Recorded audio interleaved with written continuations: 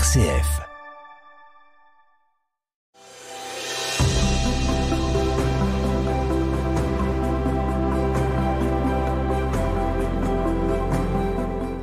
Les Lumières du Nord aujourd'hui vous emmènent jusqu'à Jérusalem. Lumière du Nord, frère Rémi Valégeau.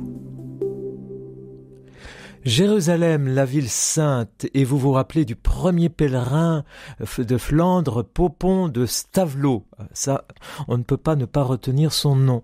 Mais connaissez-vous Jacques le Sage, marchand de draps à Douai au XVIe siècle, qui entreprend un saint voyage de Jérusalem, qu'il met par écrit, une chronique tout à fait étonnante qui nous réjouira le cœur, effectivement, de ces aventures d'un pèlerin de Flandre à Jérusalem. Ainsi, alors que les routes des pays du Nord sont jalonnées par maints lieux de dévotion, tous auréolés par de grandes figures spirituelles, notamment Saint-Quentin, la Terre Sainte demeure la terre de pèlerinage par excellence. Non seulement en raison du Saint-Sépulcre qui s'y trouve, mais aussi parce qu'elle est le lieu de la contemplation de la vie du Christ. Vous vous rappelez les Meditationes Vitae Christi de Ludolphe le Chartreux. Cette contemplation de la vie du Christ, c'est précisément ce que recherche Jacques le Sage, marchand de draps à Douai, qui lors de sa pérégrination en 1518 découvre les peuples d'Orient.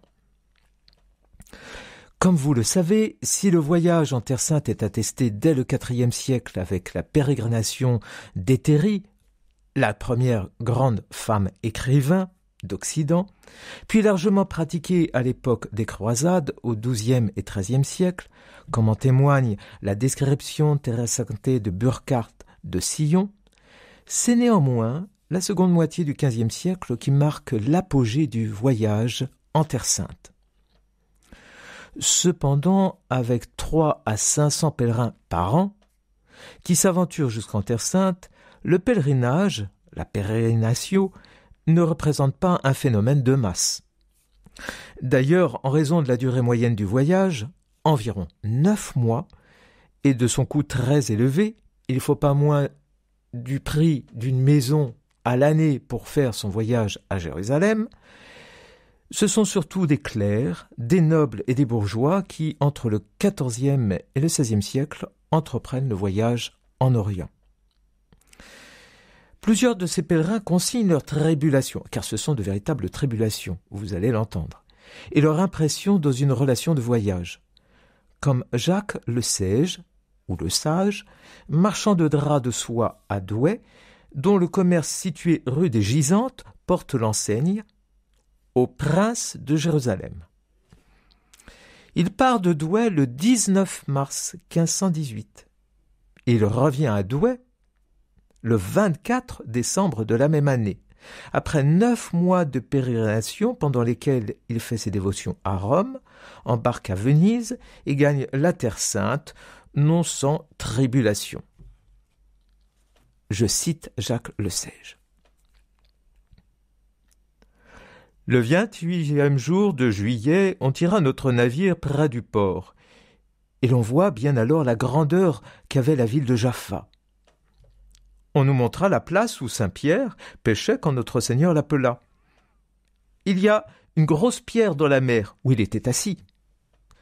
Nous demeurâmes tout ce jour dans notre navire, aux frais du patron, en attendant des nouvelles de Jérusalem.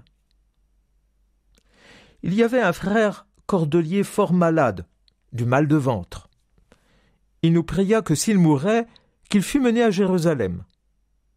Mais nul n'osa lui promettre de peur des Turcs qui étaient dans leur hutte et pavillon tout près. Le 29e jour de juillet, à 7 heures du matin, le frère cordelier mourut. On donna son habit de prieur à un autre cordelier, et on donna son patelot de dessous à un pauvre ermite que nous avions trouvé au départ de Chypre. Puis on mit le dit frère cordelier dans son coffre en guise de cercueil. Hélas, je lui avais acheté à Venise et fait avoir pour 20 gros ducats de moins que le mien. C'était un homme de bien. Dieu est son âme. Il était d'Étampes, à 7 lieues de Paris et se nommait frère Simon. On le mit, le coffre et son contenu, dans l'une de nos barques, hors de notre navire jusqu'à la nuit pour le mener et enterrer de peur que les Turcs ne le vissent, car ils ne l'auraient point toléré.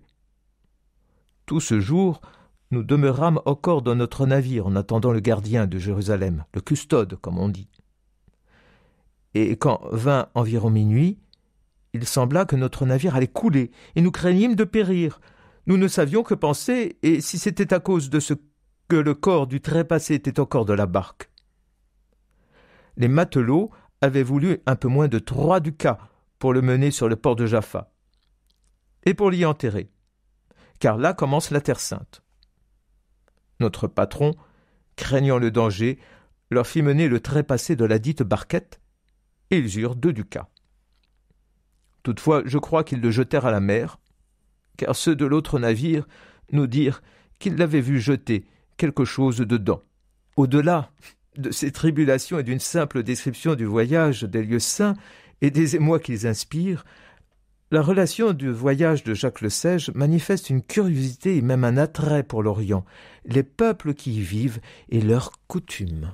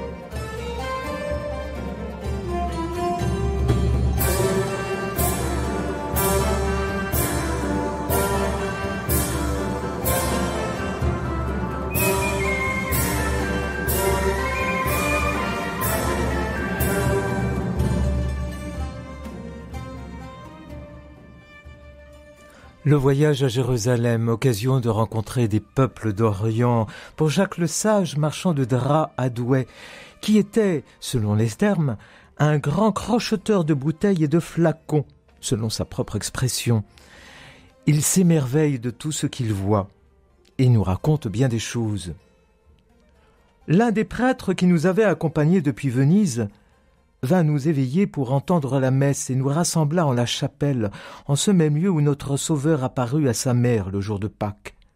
C'était une belle chose de voir les messes qu'on disait, et les pleurs que versaient quelques bons pèlerins et pèlerines, et aussi d'ouïr les étranges nations chrétiennes, car il y avait 7 manières de chrétiens, à savoir 6 manières sans contenir notre manière. En parlant ainsi, Jacques le Sage évoque effectivement les Grecs orthodoxes, les Arméniens, les Coptes, toutes ces nations chrétiennes et ces diversités liturgiques qui essaiment en Orient et qui font son émerveillement. À son retour de son saint voyage, Jacques le Sage, vivement reconnaissant pour tout ce qu'il a vécu et traversé, sain et sauf et béni, arbore dans sa boutique la devise « Loué soit Dieu, j'en suis revenu ». Et c'est pas un vain mot. Écoutez cette chronique de Jacques le Sage, que vous pouvez d'ailleurs découvrir à la médiathèque Jean Lévy à Lille, où il y a cet ouvrage édité à Cambrai en 1523, cet ouvrage où Jacques le Sage a consigné toute sa relation de voyage. Le 21e jour de juin, au point du jour, notre patron vint et nous reprîmes courage, mais il n'y avait point de vent. Il nous fit donner à chacun du malvoisie pour déjeuner, comme il est de coutume. Le cuisinier et ses compagnons nous donnèrent alors à dîner. Nous étions bien 100 pèlerins, et il y avait 8 ou 10 marchands qui avaient largement de la marchandise pour la ville de Rhodes et d'autres. Il y avait bien 40 serviteurs du patron, comme charpentiers, matelots, trompettes, barbiers, dudit navire. Et ainsi la moitié de nos pèlerins eurent à dîner. Nous ne pouvions dîner tous en une fois, car il aurait fallu avoir une longue table. Il nous fallait faire par 3 fois le dîner. Les serviteurs et matelots étaient la dernière. Et alors que la deuxième tablée pensait aller dîner, il vint un vent qui nous était favorable. Ce fut alors un triomphe d'ouïr ces pauvres matelots crier de joie en tirant leur ancre, lesquels eurent beaucoup de peine, car il y en avait 4 bien grandes. Quand elle fut hors de la terre, ils déployèrent 3 des voiles et firent leur oraison, comme ils sont accoutumés. Donc ils voulaient partir. Mais je vous promets qu'il semblait que ce fussent des chiens à vouloir partir, car on ne comprenait rien à ce qu'ils disaient. Après leur oraison, les trompettes et clairons jouèrent à tout rompre. Je dînai donc, mais je ne savais que faire de joie. Le vent ne dura environ que 2 heures avant de se retourner. Il nous fallut racler tout le 10 jours. Le 22e jour de juin, environ le point du jour, le vent revint bon. On retira les dites ancres et déploya 4 voiles. Quand j'en entendis le bruit, je sautai hors de mon lit et vins voir si notre navire avançait. Je vis le train et vins le dire à mes compagnons. Et chacun loua Dieu de joie. Ce vent dura environ 3 heures et nous fit avancer d'environ 10 000. Ensuite le vent tomba et nous ne bougeâmes plus. Ce dont nous fûmes bien ébahis, car la mer était aussi calme qu'une eau croupie. Après le dîner, nous nous avisâmes de chanter tous ensemble la litanie pour prier Dieu et les saints de bien vouloir nous aider.